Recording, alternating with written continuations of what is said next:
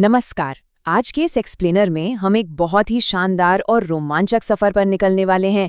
एक ऐसा सफर जो इंसानी जिज्ञासा और हमारे इस अनंत ब्रह्मांड के रहस्यों से होकर गुजरता है। विज्ञान की ये दुनिया ना हमेशा से ही एक असीम कौतूहल का विषय रही है। ज्ञान और खोज की इस लंबी यात्रा में हमेशा कुछ न कुछ नया, कुछ न कुछ ऐसा दिलचस्प सामने आता ही रहता है जो हमारी सोच के दायरे को कहीं अधिक बढ़ा देता है। तो तैयार हो जाइए इस मजेदार चर्चा के लिए। अब जरा सोचिए, रात के समय खुले आसमान की ओर देखते हुए क्या कभी दिमाग में ये सवाल आया है कि आखिर ये अनगिनत तारे क्यों चमकते हैं? या फिर आपके बगीचे में खिले किसी फूल को कैसे पता होता है कि उसे वसंत के मौसम में ही खिलना है? कमाल की बात है ना। ये एक ऐसा साझा मानवीय अनुभव है जिसने सदियों से हमारे दिमाग को सोचने पर मजबूर किया है और इस विशाल ब्रह्मांड के काम करने के तरीके को समझने की एक गहरी इच्छा पैदा की है। और पता है, हमारी ये जो जानने की इच्छा है वो कोई नई बात नहीं है।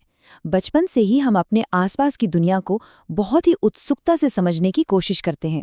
अपने पर्यावरण को एक्सप्लोर करना, हर नई चीज को एकदम अचरज से देखना और उसके बारे में अनगिनत सवाल पूछना, ये हम इंसानों की बिल्कुल स्वाभाविक आदत है। सच तो ये है कि जिज्ञासा की इसी अनमोल भावना से ही तो दुनिया की हर महान खोज की शुरुआत होती है। अब जब हम साइंस या विज्ञान शब्द सुनते हैं तो अक्सर दिमाग में किसी पुरानी धूल भरी किताब में लिखे हुए मुश्किल तथ्यों और भारी भरकम फॉर्मूलों की तस्वीर आती है। लेकिन असल में ऐसा बिल्कुल नहीं है। विज्ञान केवल चीजों को रटने का नाम नहीं है। यह सोचने, ध्यान से देखने और काम करने का एक बहुत ही एक्टिव और डायनामिक तरीका है। यह एक ऐसा बड़ा और दिलचस्प रोमांच है जहां लगातार सवाल पूछे जाते हैं, दुनिया की बारीकी से छानबीन की जाती है और रहस्यों से एक एक करके पर्दा उठाया जाता है।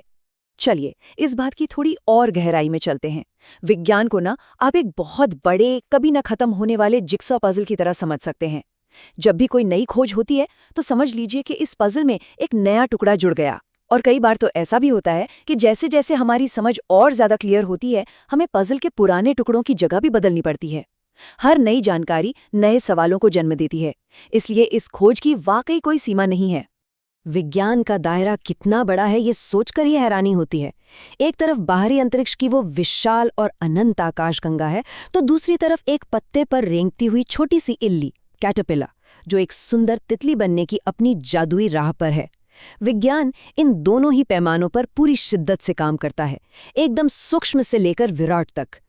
चाहे आसमान छूते विशाल पहाड़ हों या फिर समुद्र किनारे मौजूद रेत के बहुत ही छोटे कण, हवा में लहराता घास का एक तिनका हो या एक घना जंगल, गहराई से खोजने के लिए हमेशा कुछ न कुछ नया होता ही है। और जैसे जैसे इन अलग अलग चीज़ों के बारे में खोज होती है, हमें समझ आने लगता है कि ये सभी चीज़ें आपस में कितने खूबसूरती से जुड़ी हुई हैं।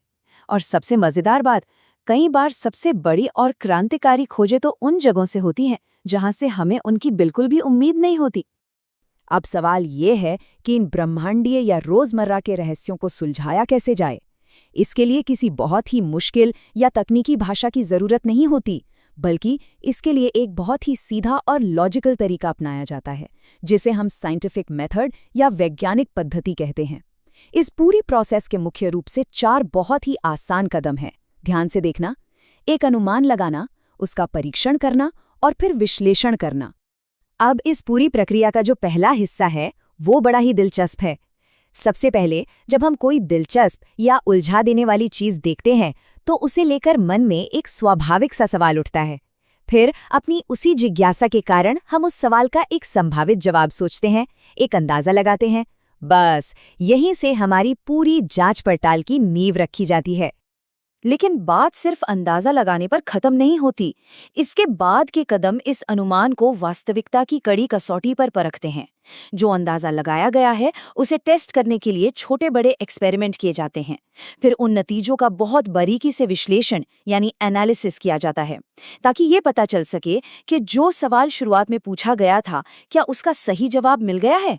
अंततः ये पुख्ता सबूत ही तय करते हैं कि लगाया गया अनुमान सही था या गलत। चलिए इसे अच्छे से समझने के लिए एक बहुत ही आम सी स्थिति लेते हैं। मान लीजिए कि कोई बहुत ही जरूरी काम हो रहा हो, कुछ लिखा जा रहा हो और लिखते लिखते अचानक पेन चलना बंद हो जाता है। ये एक ऐसी घटना है जो रोजमर्रा की जिंदगी में कभी ना कभी हर किसी के साथ होती है। लेकिन क्या कभी इस बात पे गौर किया गया है कि बिना एहसास किए ही इस छोटी सी समस्या को सुलझाने के लिए हम उसी वैज्ञानिक पद्धति का इस्तेमाल कर रहे होते हैं? देखिए कैसे। जब वो पेन चलना बंद होता है तो दिमाग में सबसे पहला अनुमान यही आता है कि शायद स्याही खत्म हो गई है। इसे जांचने के लिए हम तुरंत पेन को खोलकर उसकी रिफिल चेक करते हैं। अगर रिफिल सच में खाली है तो मतलब हमारा अनुमान बिल्कुल सही था। लेकिन अगर स्याही अभी भी उसमें है तो हम एक नया अंदाजा लगाते हैं कि शायद रखे रखे स्याही सूख गई होगी। इस तरह बार बार जांच करना और नतीजे निकालना विज्ञान की पद्धति का ही एक बहुत ही सुंदर और छोटा सा रूप है। तो सबसे अहम बात यह है कि विज्ञान सिर्फ बड़ी बड़ी और बंद लैब्स में नहीं होता। अब अपने रसोई घर की तरफ ही देख लीजिए। सीटी बजते ही कुकर से दाल बाहर क्यों गिर गई? क्या उसमें पानी बहुत ज्यादा हो गया था या फिर आंच बहुत तेज थी? ये भी तो एक रोजमर्रा का रहस्य ही है जिसे सुलझाने की जरूरत है। यहाँ भी कारण और प्रभाव का बिल्कुल वही वैज्ञानिक नियम लागू हो रहा है। भारत जैसे बड़े और अपार विविधता वाले देश में हर कदम पर अलग अलग तरह के स्वादिष्ट व्यंजन मिलते हैं। इन लजीज पकवानों को पकाना और ये समझना कि वे किन किन मसालों और चीज़ों से मिलकर बने हैं, ये भी अपने आप में एक तरह की पूरी वैज्ञानिक प्रक्रिया ही है। अलग अलग सामग्रियों को सही मात्रा में मिलाना और तापमान को बिल्कुल सटीक रखना, सच कहूँ तो ये सब किसी बड़े एक्सपेरिमेंट करने जैसा ही है। कहने का मतलब ये है कि जो कोई भी अनजाने में या जानबूझकर इस वैज्ञानिक तरीके का पालन कर रहा है, वो असल में एक वैज्ञानिक की तरह ही काम कर रहा है। चाहे वो एक साइकिल मैकेनिक हो जो बहुत ही ध्यान से ये पता लगा रहा हो कि टायर से हवा कहाँ से निकली, या फिर एक इलेक्ट्रिशियन जो ये जांच रहा हो कि तार जोड़ने के बाद भी आखिर बल्ब क्यों नहीं जल रहा है। जब भी हम सवाल पूछते हैं और प्रयोग करके उनके जवाब ढूंढते हैं तो हम वैज्ञानिक तरीके से ही काम कर रहे होते हैं। एक बात और हमेशा याद रखनी चाहिए, विज्ञान शायद ही कभी अकेले किया जाता है। दुनिया भर में वैज्ञानिक बड़ी बड़ी टीमों में एक साथ मिलकर दिन रात काम करते हैं। जब कोई जवाब खुद अकेले न मिले तो दूसरों की मदद लेना और अपने आइडियाज़ को शेयर करना बहुत ज़रूरी हो जाता है। एक साथ मिलकर चीजों की खोज करना हमेशा से ही कहीं ज्यादा प्रभावी, तेज और मजेदार होता है। अब अगर हम अपनी रोजमर्रा की जिंदगी से थोड़ा आगे बढ़कर पूरी पृथ्वी की बात करें, तो वैज्ञानिक जांच हमें बारिश के जमा हुए पानी, बहती नदियों और बदलते मौसम के चक्र जैसी विशाल प्रणालियों को समझने में मदद करती है। पानी कैसे जमकर ठोस बर्फ बनता है या कैसे उबलकर भाप बनकर उड़ जाता है, ये सभी बातें हमारे पूरे पर्यावरण को गहराई से समझने के लिए बेहद जरूरी हैं।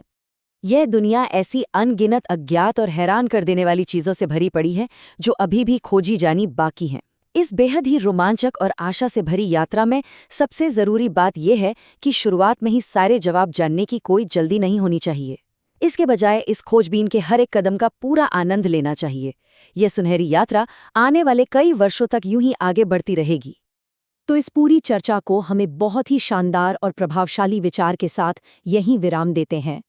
एक समझदार यानी वाइज इंसान बनने के लिए वाई यानी क्यों पूछने वाला इंसान बनना पड़ता है।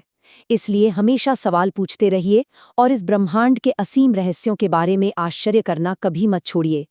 चलते चलते बस इतना सोचिएगा कि आज हमारे आसपास की दुनिया का ऐसा कौन सा नया रहस्य है जो सुलझने का इंतजार कर रहा है।